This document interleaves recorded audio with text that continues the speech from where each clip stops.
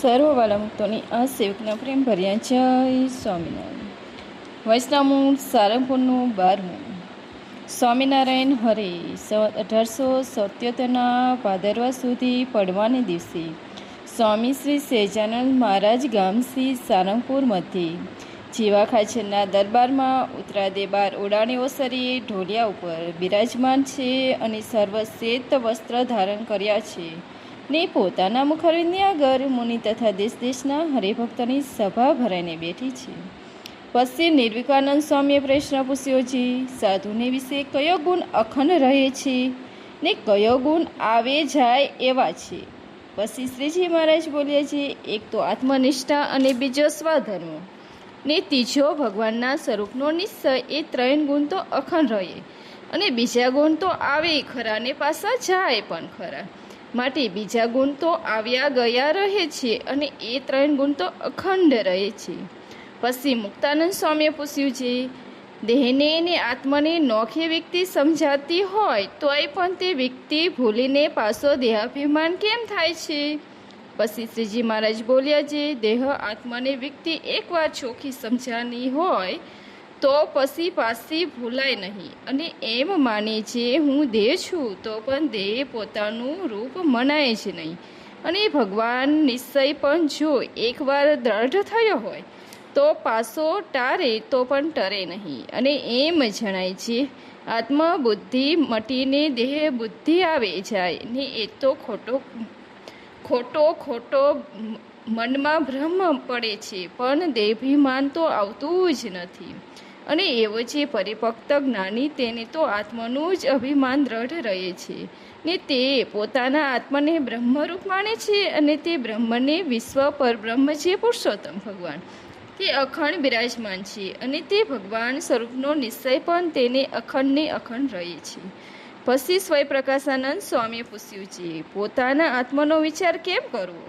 પછી શ્રીજી મહારાજ બોલ્યા છે, જ્યારે અંતકરણ સામુ દ્રષ્ટા એવા જે જીવાત્મા તે જોઈ રહે ત્યારે બહાર જે સ્થૂળ શરીરને સંબંધી જે વિષય તે સર્વ વિસરી જાય છે અને અંતકરણને દ્રષ્ટા એ બેના વચનમાં જે વિચાર ઠરે છે તે વિચારે કરીને મન બુદ્ધિ ચિત્ત અહંકાર એ સર્વના રૂપનો જાણવા પછી વિચારીને દ્રષ્ટિએ એ અંતકરણના ઘાટ સામું જોતા જોતા જ્યારે ઘાટ બંધ થઈ જાય ત્યારે ભગવાનની મૂર્તિનું ધ્યાન કરવું. અને જ્યાં સુધી ઘાટ સંકલ્પ ભરે હોય ત્યાં સુધી તો સંકલ્પ સામું જોઈને રહેવું પણ ધ્યાન ન કરવું. અને જે 12 સ્થૂળ દેહને વિશે પંચ જ્ઞાન ઇન્દ્રિયોની તે જ્યારે પોતપોતાના વિષય સામા જાય છે ત્યારે વિચારીને 2 પ્રકારે કરવું.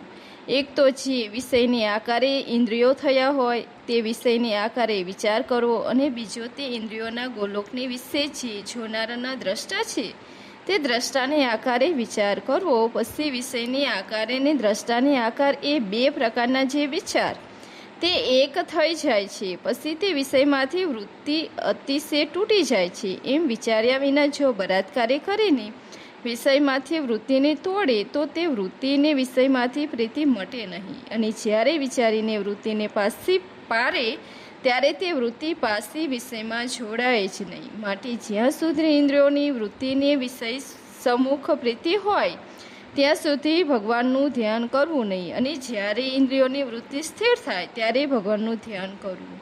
અને જ્યારે 12 સ્થૂળ દેહમાં દ્રષ્ટા વર્તો હોય ત્યારે ચોખ્ખા વિભાગ કરી રાખવો છે. જ્યારે સ્થૂળ દેહમાં વર્તો ત્યારે સૂક્ષ્મ દેહના ઘાટ સામું તો જોવું જ નહીં. અને જ્યારે અંતકરણ સમ્મુખ જવું ત્યારે સ્થૂળ દેહને વિસ્તારી દેવું અને દ્રષ્ટાને દ્રશ્યની મધ્ય જે વિચાર છે તે વિચારે કરીને એમ સમજવું દે દ્રષ્ટા અને દ્રશ્ય તે અતિશય જુદા જ છે એમ સમજીને દેહમાં ભાવ તે દેહને વિશે હોમવા અને દ્રષ્ટા જે ચૈતન્ય તેના ભાવ તે ચૈતન્ય વિશે હોમવા. અને 12 યૌવન વૃદ્ધ સ્થૂળ કુશ જેવું મરવું એ સર્વ દેહના ભાવ છે તે આત્મને વિશે માનવા જ નહીં. અને અસેદ અભેદ અજર અમર જ્ઞાનરૂપ સુખરૂપ સત્તારૂપ એ જે સર્વ આત્માના ભાવ છે તે કોઈ કારે દેહને વિશે સમજવા જ નહીં.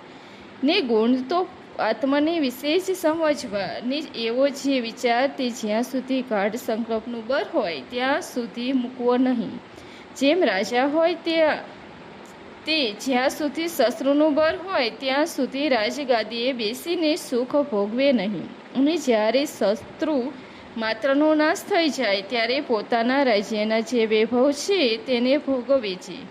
તેમ જે ભગવાનનો ભક્ત હોય તેને જ્યાં સુધી મનની ઇન્દ્રિયો રૂપ શત્રુ પીડતા હોય ત્યાં સુધી પૂર્વ કયા એવા જે વિચાર તે દ્રઢપણે રાખવા, અને જ્યારે મન ઇન્દ્રિયોના ઘાટ સર્વ સમી જાય ત્યારે પરમેશ્વરના સ્વરૂપનું ધ્યાન કરવું. ઇતિ વૈષ્ણવ સારંગપુરનું 12મું પૂરું થયું. સહેજાનંદ સ્વામી મહારાજની જે like share subscribe. Thank you.